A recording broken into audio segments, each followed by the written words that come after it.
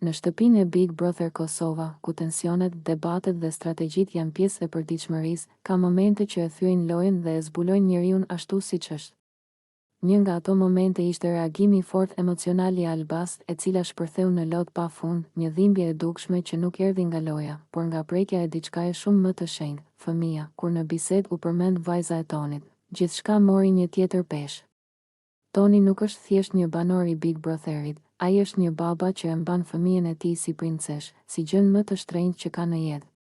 Për të, vajza nuk është temë debati, as mjet loje, as argument për t'u përdorur në përplasje.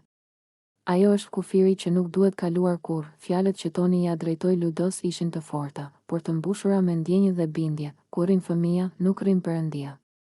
Një shprehje e rëndë në kuptim, por jashtëzakonisht e thellë në mesazh.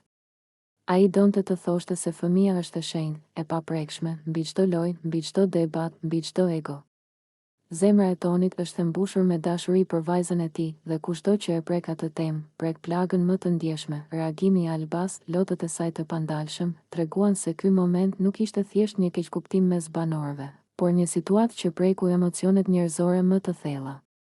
Ajo nuk qau për strategji apo nominime, ajo qau sepse ndjeu peshën e dhimbjes së një prindi, ndjeu padrejtësinë e përfshirjes së një fëmie në një lojë televizive. Toni, me të mirat dhe të metat e tij, në këtë moment u pa si një figurë reale, jo si personazh reality show.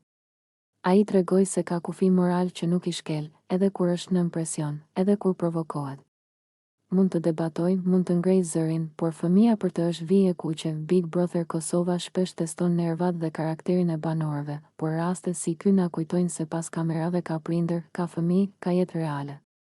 Publiku nuk pa thjesht një debat, pa një baba që mbron dinjitetin e vajzës së tij dhe një banor.